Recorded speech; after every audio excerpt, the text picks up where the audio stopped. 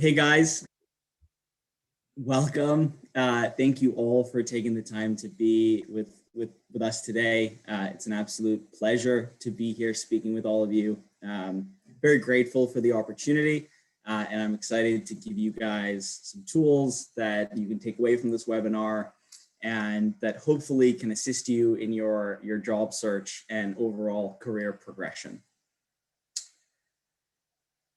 This is part one of a three-part series titled the Building Block Series, the building blocks of a successful job application.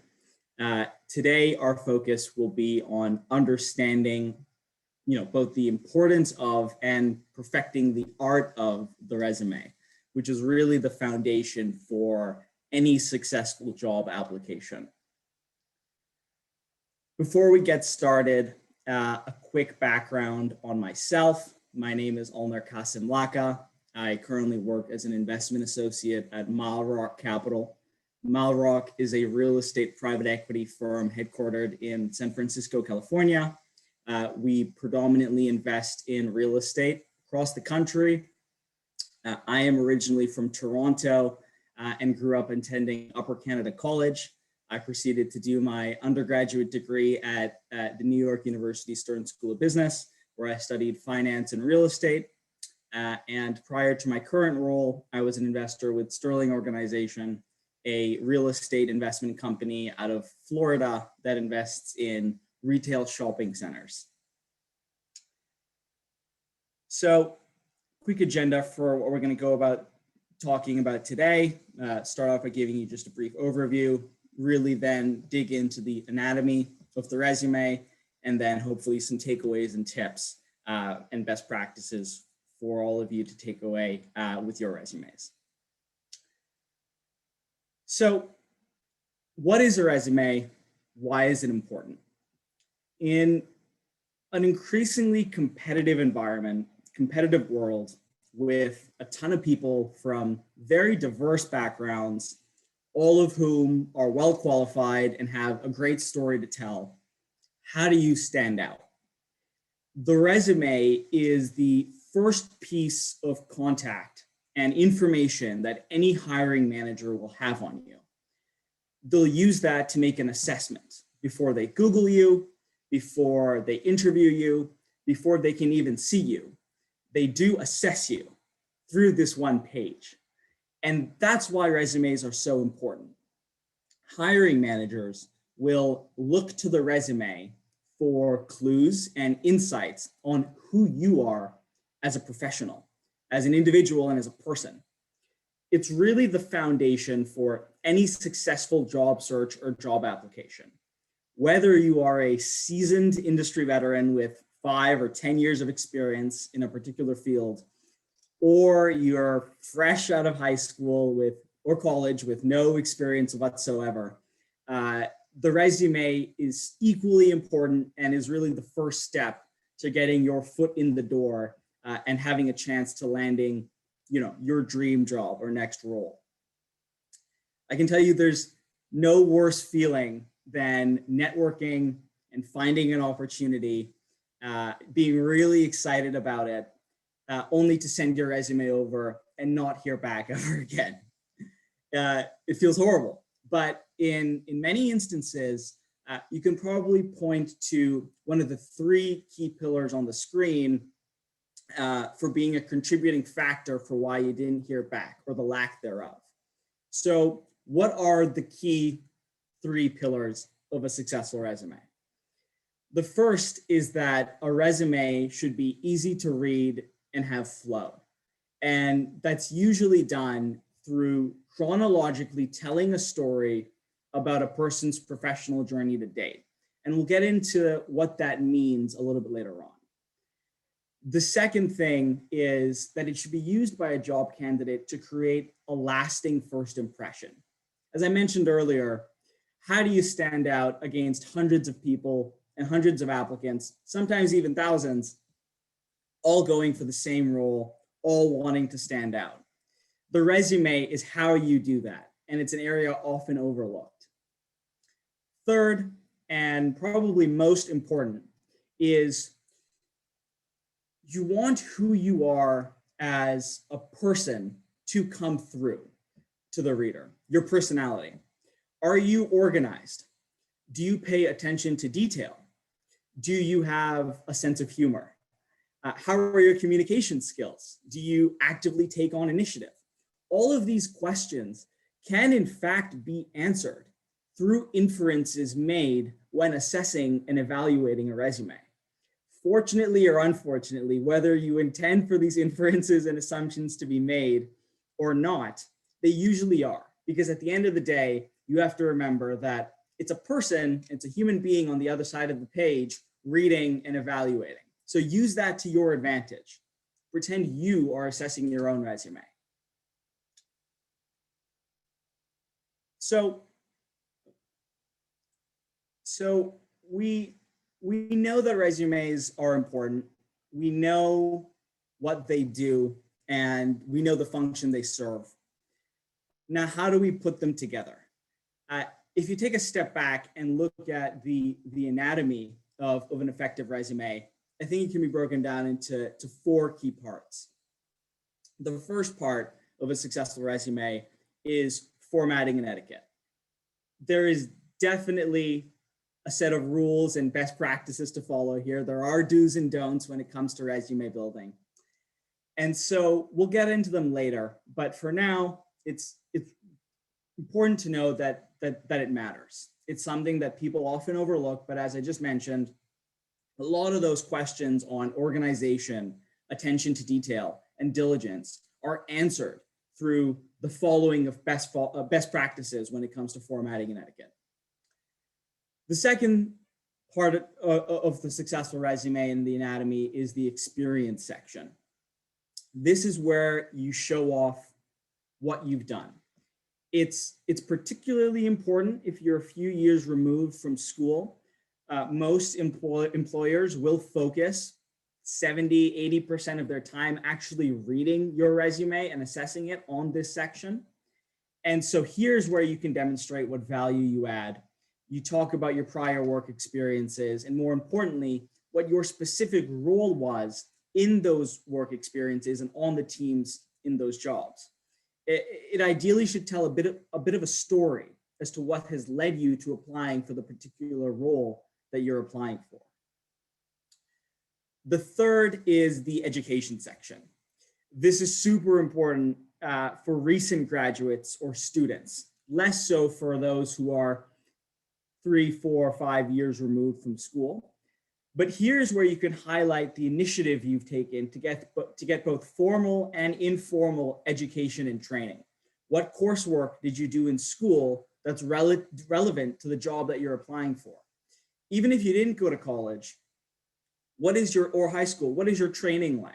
Have you taken any courses or gotten any certifications outside of a formal education context? This shows initiative, and people can make inferences from this section. Lastly, and particularly important, equally overlooked, is the personal interest section. People want to know who you are as a person, hiring managers. Will you be someone that they want to see every single day, 5–6 days a week from at least 9 to 5? Will you be a good fit on the team? Do you have a sense of humor? Interviewers and hiring managers will look at this section in particular to really understand these questions and get an idea of who you are outside of your career. So, let me take a quick sip of water. Let's look at an example of effective formatting and etiquette. I tried to provide you guys something that I feel is pretty accurate and does a great job of really depicting what I'm trying to get at as it relates to formatting and etiquette. What stands out right away for John Johnson, who lives on John Street and works at Johnson & Johnson? What can you tell about him? Well, top to bottom, there's a clear sense of organization. It's a structured resume. It looks clean. The margins are in order. There's a consistent font usage, And you can generally tell that the best practices as it relates to formatting and etiquette are followed. Best practices here are to keep your personal information up top, your contact information, city, address, email, name, obviously. The experience section should go first, especially if you have work experience and aren't a recent graduate.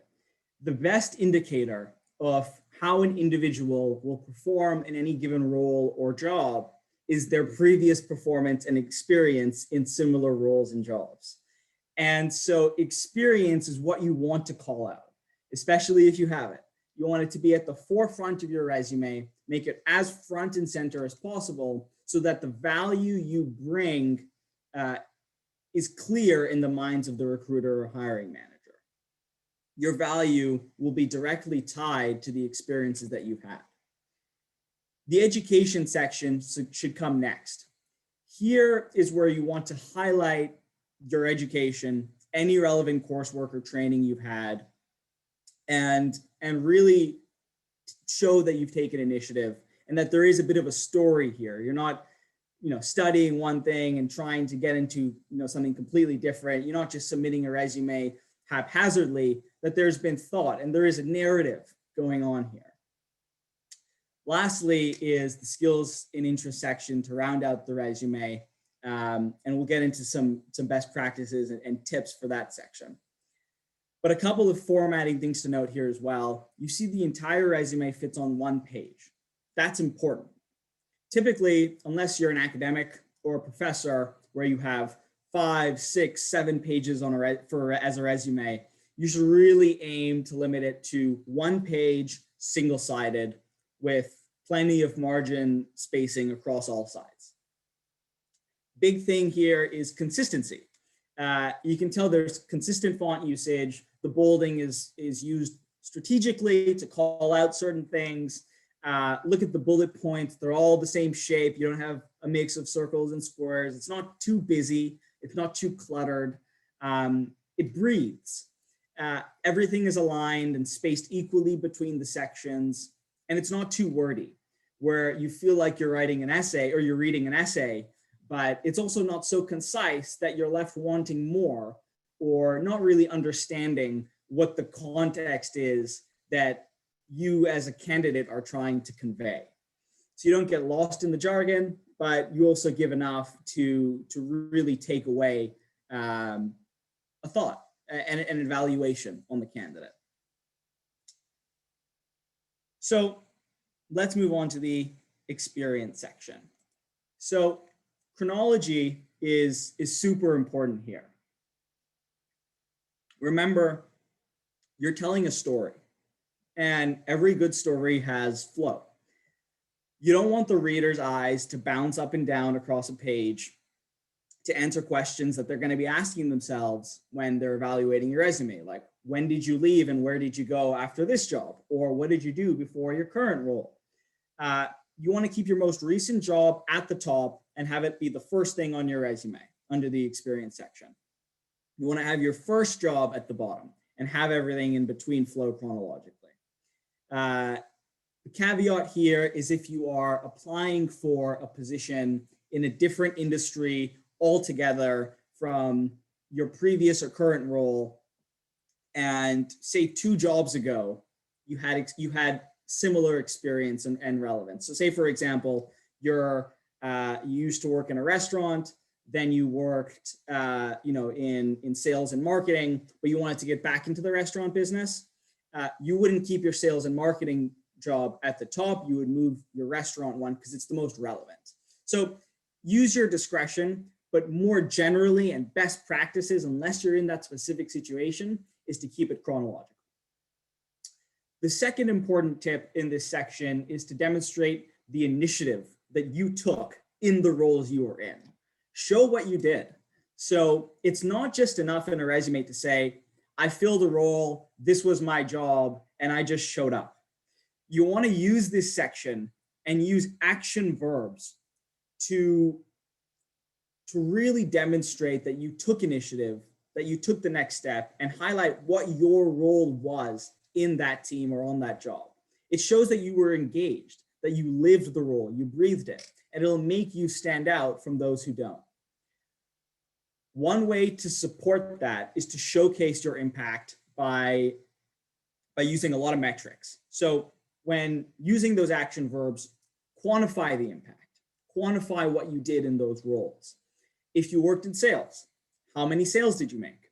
If you work in engineering, how much, or computer software, how much code did you write or programming did you do? If you work in construction, how many houses or buildings did you work on or build? Numbers stand out to people. People remember numbers. And so it allows a reader to frame what you've done in the context of your role, in the context of the time you spent in that role, as well as your peers who are also competing and have done similarly excellent things. The last thing here, the last tip for the experience section is to avoid using pronouns like I, me, or my. It's against custom to do this because the resume is about you. Your name is at the top of the resume and everyone knows that it's about you. So it's redundant to say I, me, or my. Everyone knows that you're not going to be talking about anyone else on a resume. You're probably only going to be talking about yourself. We know who you're referring to. So instead, use action verbs in the past tense. So instead of saying I researched, just use researched. Also try to show here when using pronouns, when you're avoiding using pronouns and when you're talking and using descriptive language about your experience, to really try and show that you could interface with your team and senior people, your superiors. Something like, you know, I researched sales initiatives, or sales growth initiatives and presented them to senior management or to my superiors. It shows that you know how to work in a team. It shows that you know how to be collaborative, and it shows that you know how to work and interact and interface with people who are more senior to you. And that's critical to being successful in any role. So let's look at John Johnson's example at Johnson & Johnson. You can see the experience section has consistent formatting. There's an easy flow with the job experiences. You clearly see what John currently does and his sales role prior to that, how they're relevant and they're linked. There's a track record of jobs in sales and marketing. For each job experience heading, you want to list your title or your role, followed by the company or the firm that you're with. Keep the dates worked and the city next to that. And that's where you can kind of track the chronology along the right-hand side. And bold the title, bold the title, bold the company name so it pops out. And so when a hiring manager is quickly just skimming and doing a first pass at your resume to evaluate whether or not you're a good fit, they can quickly just look at the roles instead of having to really dig deep on each line item. Remember, the other person who's reading this, the hiring manager, is a person. So if you can make their lives easier by calling out important pieces of information when they're skimming through hundreds or thousands of resumes in the span of a couple hours or days, if you can make their life easier, they'll probably give you credit for it. Looking at every line, you see that it starts with an action verb in terms of the descriptors consistently, and that's key. So looking at his current role, John Johnson's at Johnson & Johnson, planned efficient sales routes to maximize the number of customers served and incoming revenue. So you see it's an action verb in the past tense. You see what he's done. There's no use of pronouns. And he talks like the next line about engaging with customers, building connections. You can already tell, okay, this guy is personable. He knows sales. He knows how to interact with people. He can be a team player. He understands service in the service industry. All of these inferences you can make from the words and the descriptors and the verbs you use in the experience section. So it's a great way to really stand out and demonstrate that you took initiative and you went above and beyond just the basic and standard expectations of a sales associate, which is to make sales.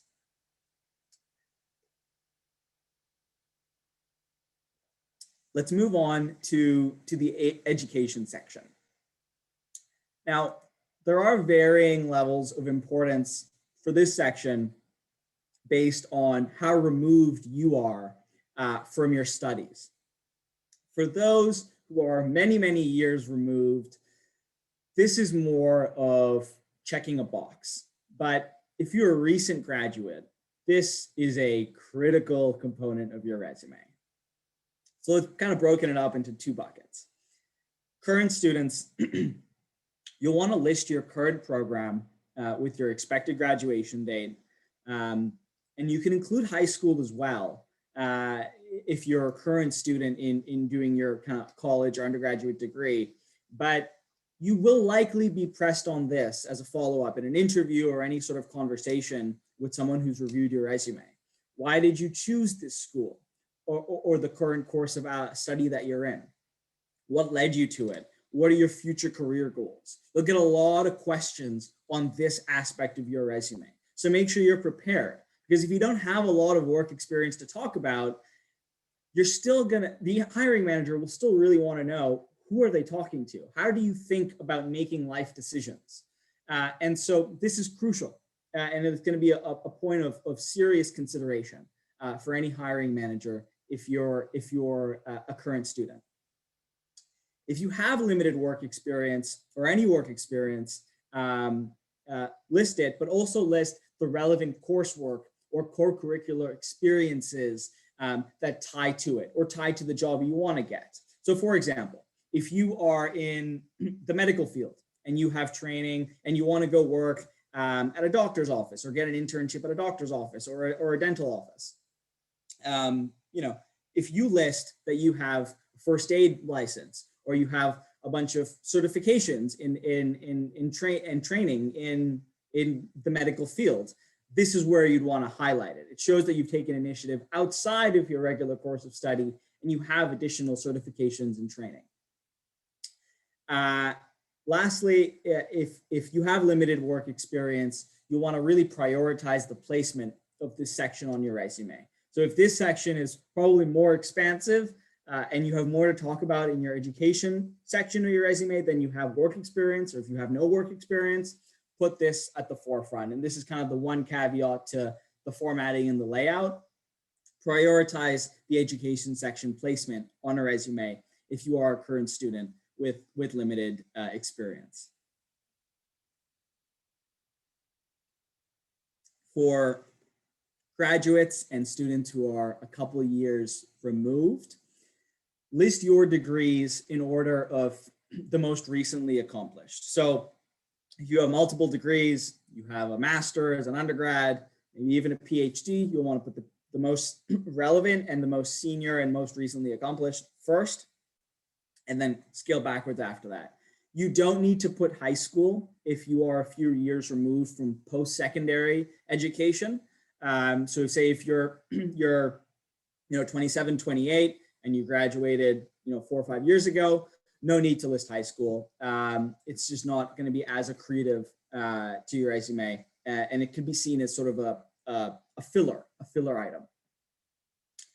List any achievements you have in your field of study, like if you graduated with honors or recognition. This will stand throughout your kind of career, even if you're 5 to 10 years removed from school and you're a seasoned veteran in your respective industry. Graduating with honors, graduating cum laude, summa or magna, or any of those kind of qualifications or titles you get from excelling academically, always important to highlight.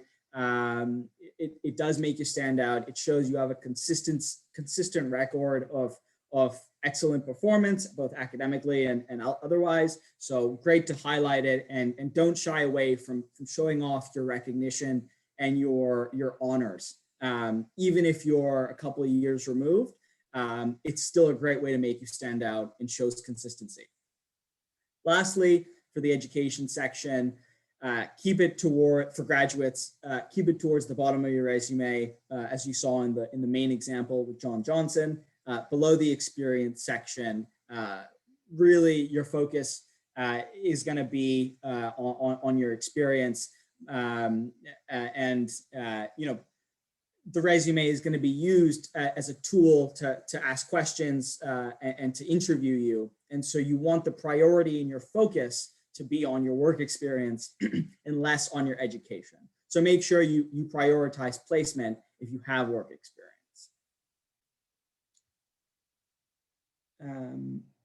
So on to an example. John went to York University in Toronto, had a bachelor's degree in sales and marketing. See, it's very clear. He bolded he listed the diploma up top, followed by the institution, the city, his date completed off to the right. He lists his GPA. Now, this is a bit of a mixed bag. If you have a strong GPA, by all means, list it. If your GPA isn't as strong, no harm in not listing it. You don't want to call attention to it. It could do more harm than good. So feel free to keep it off if it's not as strong as, say, the peer set or the standard for the job that you're applying for, if there's a minimum cutoff or preferred kind of grade that they have. It shows he was the president of the marketing club, which is great. You know, you show initiative and involvement outside of you know, the degree and the coursework, relevant to his future job experience. And you see there's a consistent theme of marketing and sales and a demonstrated passion, particularly in his leadership role as the president of the club. It's something that you could talk about in an interview, talk about as it relates to working in a team or leading people. So you're kind of giving these tidbits of information to a hiring manager or a prospective employer about how you work in teams, the initiative you've taken. And this would be a great kind of starting point for an anecdote that you could tell in an interview. So as you can see, what I'm constantly trying to focus on is how does this tie into the next step of a job application, which is the interview. So it's important to remember that the resume is the foundation literally for the rest of your job application, because it'll always be referred back to in all the rounds of interviewing up until you finally landing that job. The resume will be a basis for comparison and evaluation. You can see relevant coursework as well. The art of the sale, advanced marketing, all ties into that theme of sales. And then high school diploma. See, John doesn't have that much experience, so we listed it, and he has a strong GPA, and it shows the consistency of being in Toronto. So we listed it. Again, if you have a little bit more experience, no need.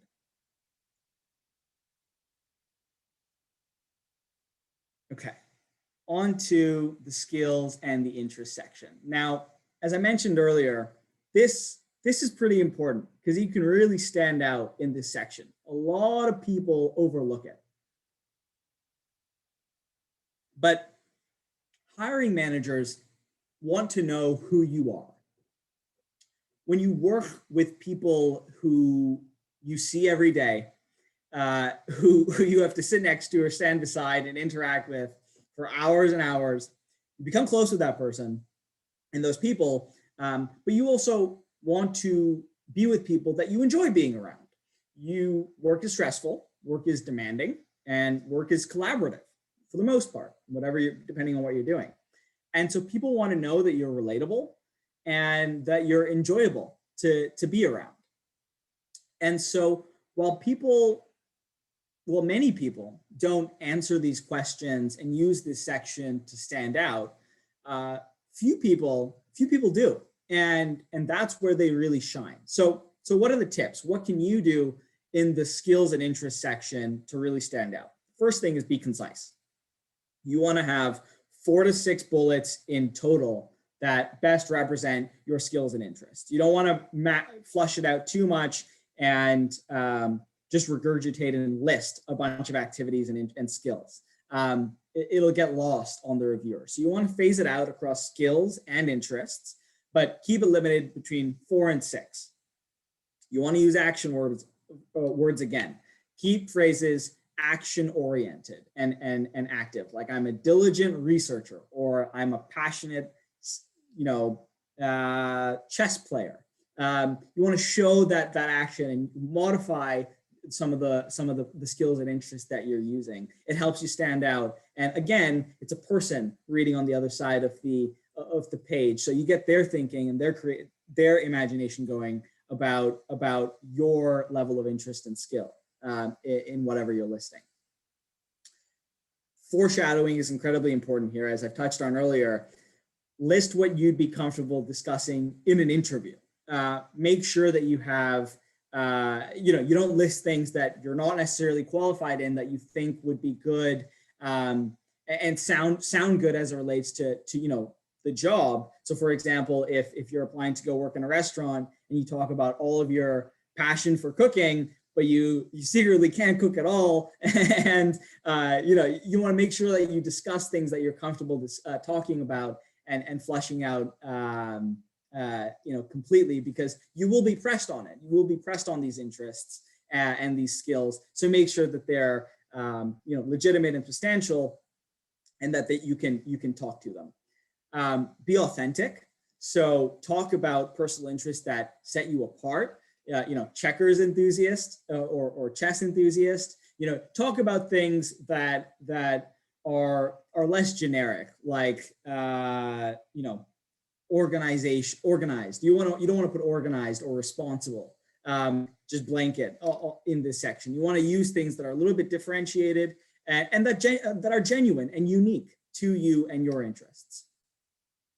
Humor is key here. I think it's something that is definitely encouraged to a modest degree. It can really enhance your resume. Obviously be appropriate and assess the context and judge the situation. But I'll show you a couple good examples of how to integrate humor into your resume. And last is make sure you have backup. And what I mean by that is make sure you have anecdotes about each of these skills or interests, so that when you're asked about them, you can say something engaging, like that time you won a cooking competition or that time you won a chess tournament. You want to make sure you have personal stories and experiences that you can expand on. Your goal in an interview should be to focus most of the time and discussion on this section. And so use this section wisely, because if you have interesting stuff in this section, it'll serve as a foundation for all the conversations that you'll have.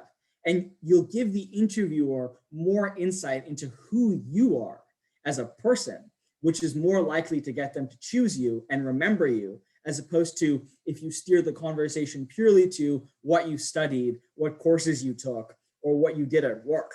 People won't remember that. People are drawn to creativity and uniqueness. And so if you can use this section to stand out and steer those conversations with hiring managers or interviewers towards genuine personal interests and anecdotes, you're much more likely to stand out and much more likely to be remembered.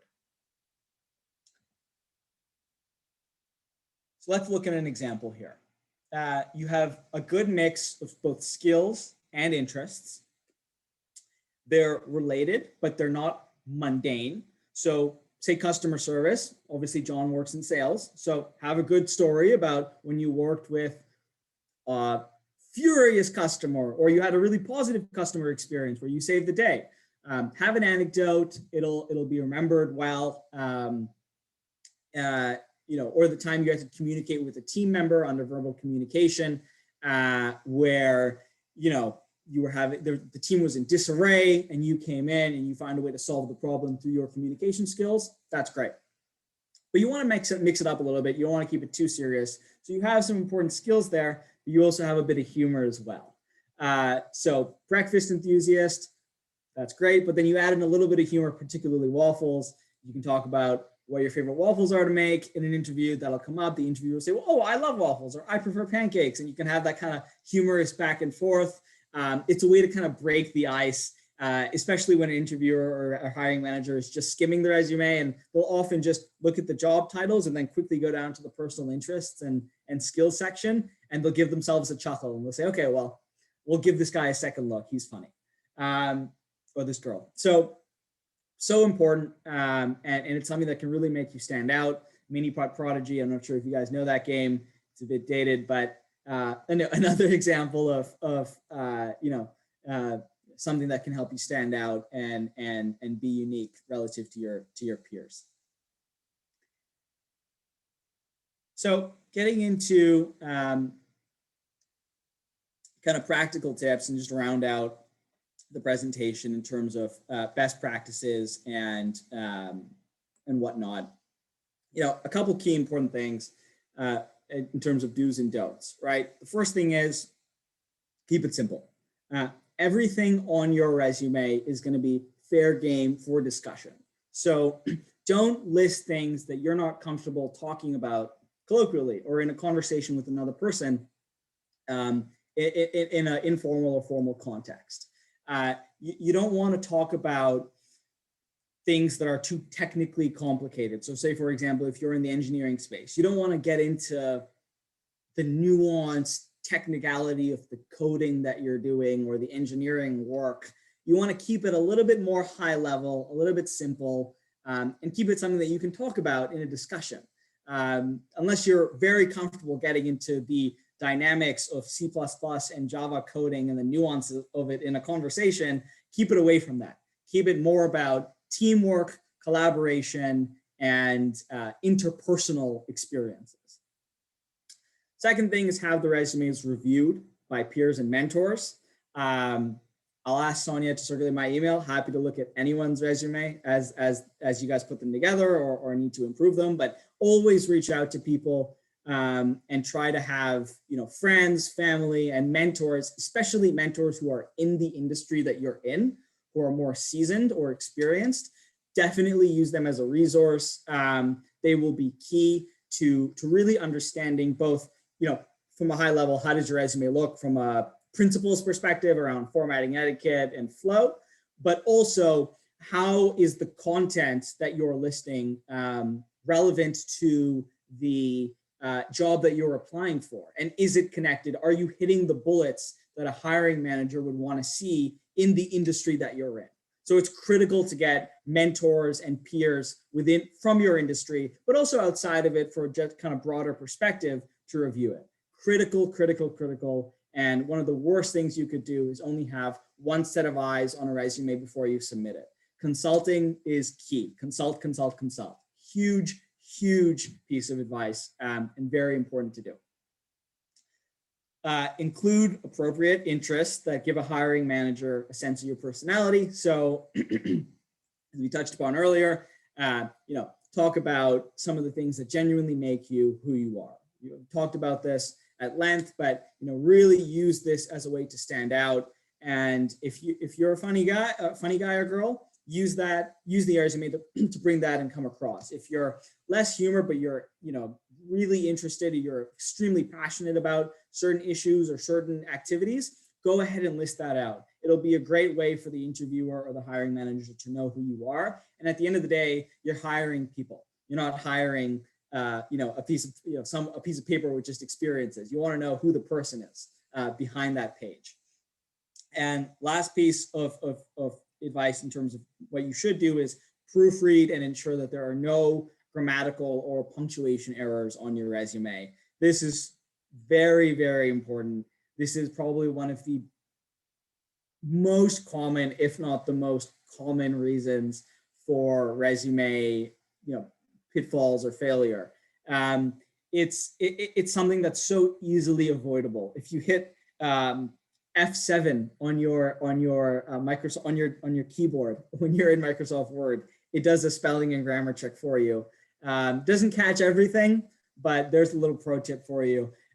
You'll want to read it again, but it's something that's really just it's unexcusable. When you're submitting a resume, you're submitting a one page on who you are as a person. It's a prospectus and gives insight into the value you can bring. And when you come across as a little bit less detail oriented, a little bit less diligent, it's not going to help you fare well against everyone else who is, right? If you have two candidates who are the same, equal experiences, equal background in education, equal interest in the role, but one had mistakes on his or her resume and the other one didn't, you're more likely to infer that the one who didn't has a lot more attention to detail and is more organized. So you'd probably move forward with that candidate. In terms of things not to do, do not lie or overstate on a resume. This can come back to haunt you very, very seriously. There's countless examples online. If you just Google resume fraud, I think it's something you can be criminally charged for in many cases if you're serious, if you lie to get into certain roles. So it's just never worth it. Be open and honest about what your experiences have been. And you will likely be pressed on everything that is on your resume. As I mentioned, everything is fair game. So best to be honest and not overstate here. Again, don't list high school if you've already graduated college or university and you have a significant amount of experience. No need to put career goals on your resume. It's not something that you necessarily want to get in. You want to stand out and get into a dialogue with the hiring manager right off the bat. It's best to just be focused on your experience and be past and reflective as opposed to forward thinking. A resume shouldn't give insight too much into what you want to do in the future, but just what your experience has been in your timeline to date. Photos, again, not really something that is customary. It's pretty discouraged. You don't want, for whatever reason, you want your experience and your content and what you bring to the table to be the biggest thing that you're assessed on. And everyone's human, unfortunately, and there are biases, so it's best to just move away from that and focus on what your content is and what you bring to the table. Avoid wordiness or inconsistent formatting, talked about earlier as it just relates to organization. And then lastly, unprofessional emails, and contact information like chicken nugget lover 416, none of that stuff.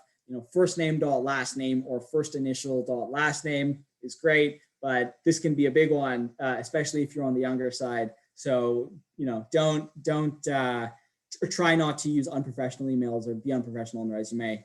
Try and be as professional as possible. So that's it. That's it from my end. Thank you all.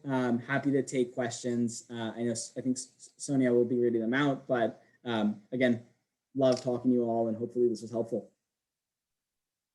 Thank you so much for a great presentation. You covered a lot. It's probably 2 webinars worth of information that you've covered in one. So thank you for sharing that.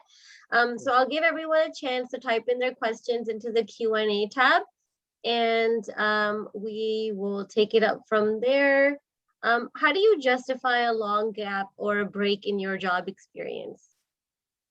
Yeah, and look, it's natural. I think the best thing to do is to be honest about why you had to take that. So if you had a family reason or a personal issue, or you had a health complication, it's something that you can definitely speak to in an interview. I wouldn't necessarily call it out on a resume.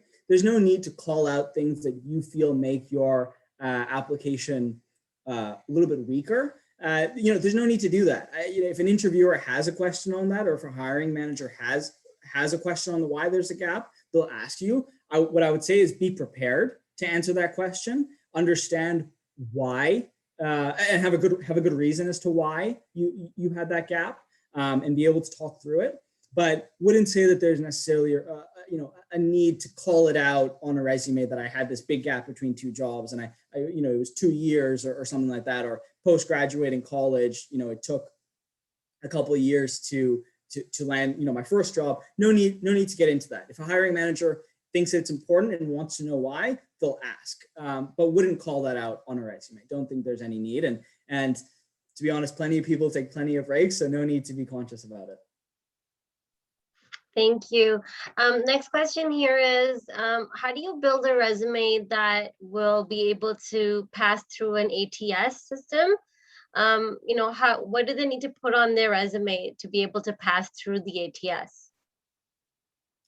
I'm not too familiar with what an ATS is. I'm guessing Oh, it's some kind so of it's an automated. applicant tracking system and basically picks up keywords that should be in the job posting or what the employer is looking for. And if there's, I guess, I think it has to be in close to an 80% match with the job ad for the resume to be picked up.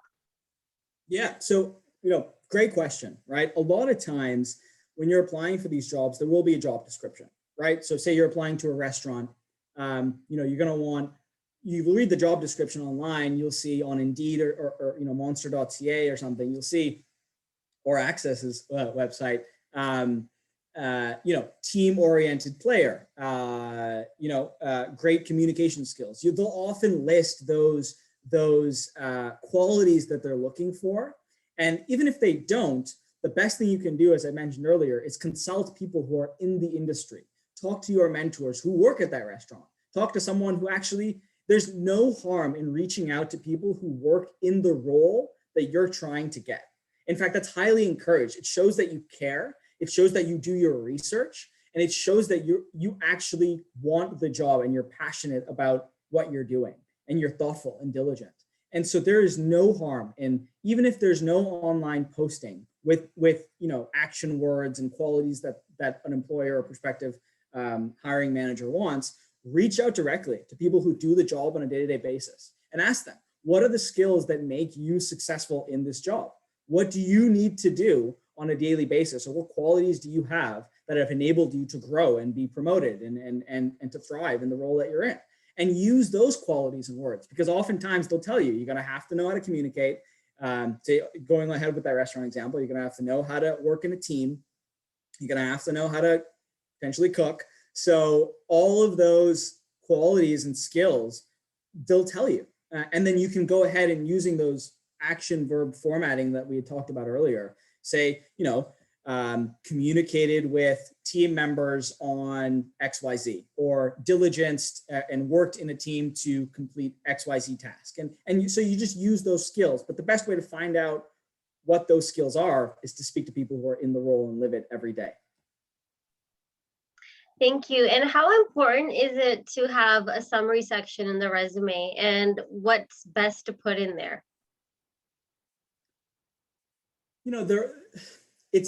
People definitely do it. My personal view on it is there isn't much of a need. I think if you have a substantial amount of work experience and background to talk through on your resume, the summary section can be seen as kind of filler, because really, what are you going to be using in the summary section to talk about? You're going to be talking about everything that's below it. And if you're using up space on one page to talk about and essentially repeat, because remember, you're not supposed to don't talk about career goals or be forward thinking. You're not talking about your aspirations here. You're talking about what you've done to date. So if you're using the summary section and it's going to be a couple, paragraph or a couple sentences about everything below it, it's almost like you're just repeating what's on your resume. It can be seen as fluff. A good resume will have concise bullets. And, the reason why this is why formatting is so important. So if your title and name is bolded and you use action verbs to quickly talk through your skills at the beginning of every descriptive line, it's very easy to skim a resume. Look, we can go back to the John Johnson example here, right? So if you're just skimming the resume, you can see it quickly. Okay, he was a sales associate at Johnson & Johnson. He was a sales associate intern at Walmart, brand manager at Spotify, and he was a sales associate at the campus store at York University. Great. Like that is your summary. Your summary is, what have you done to date? Do you have a track record of experience? And then quickly, where did you go to school, and what was your GPA, and what was your major? So your summary doesn't have to be all that long or all that descriptive. The summary is in the content, and it can be portrayed just differently through formatting and bolding and strategic placing on the resume. So my personal view is shy away from it if you have enough content. If you need stuff to fill the page, and if you're very green and you have barely any experience, go for it. But would shy against it if you're a couple of years removed, especially.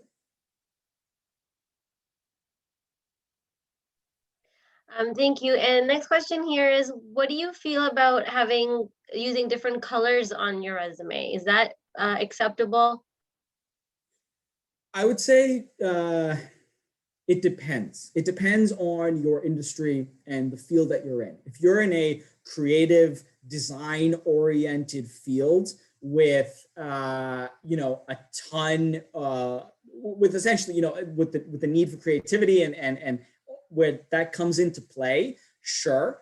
What I would say is if you're not in that kind of industry or field where it kind of necessitates it, and sorry, a caveat is look at examples online and through your peers. Like ask your mentors in those industries, can I see your resume that you use to get this job that you're in? If you're, you know, if you're applying to work in that restaurant, to go work on a certain team, ask someone who's on that team, can I see the resume you used? General rule of thumb is don't, because it can distract the reader from the content. Your core focus on the resume is not how good it looks in terms of, you know, colors and trying to stand out in that way. You don't want your resume to stand out through colors. You want your resume to stand out through content and obviously consistency and flow. But the big thing that'll set you apart is the content and the words on the page, less the colors and the design of the page. So shy away from it unless you're in a field that encourages it or necessitates it.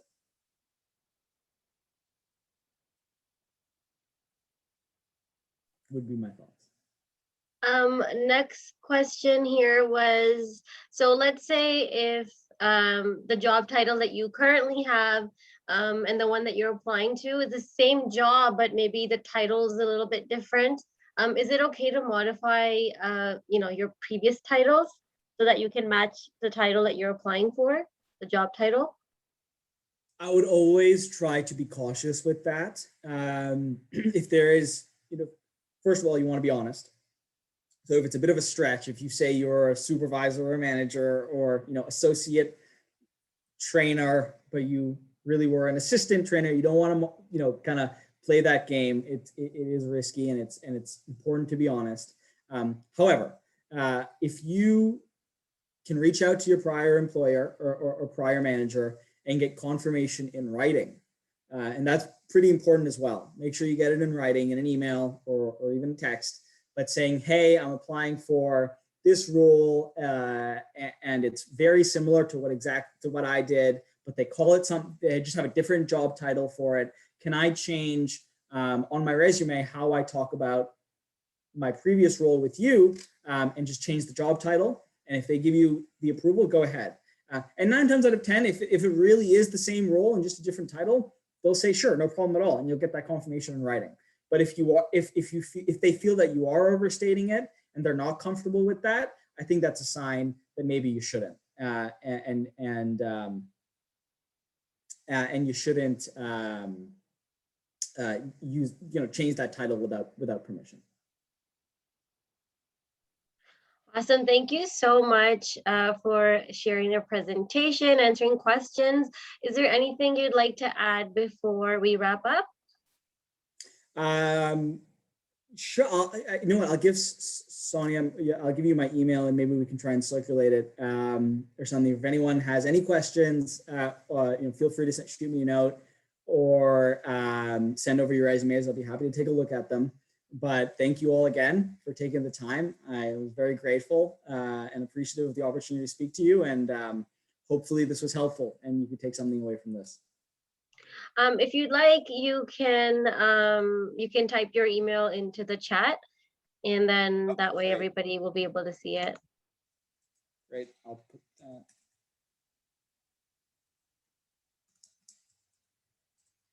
And there we go. So everyone should be able to see it now.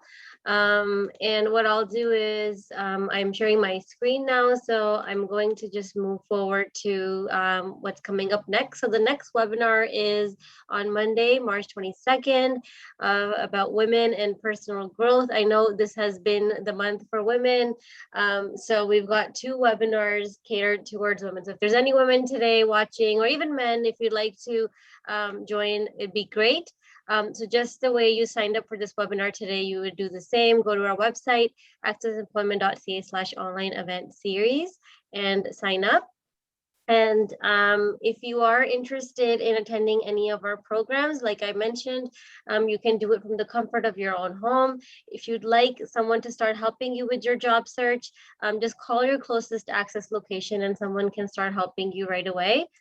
And we are still taking people for pre-arrival. So if you are moving to Canada in the next few months, email cec@accessemployment.ca to see if you'd be eligible for our pre-arrival program. And we are very active on our social media. Please follow us on LinkedIn, Twitter, Instagram, and Facebook to see what's going on. And a lot of people were asking if they could, because people would love to watch this webinar again, which is great. So you can, the link that you used today to join the webinar turns into the recording in a few hours, so you can watch it again.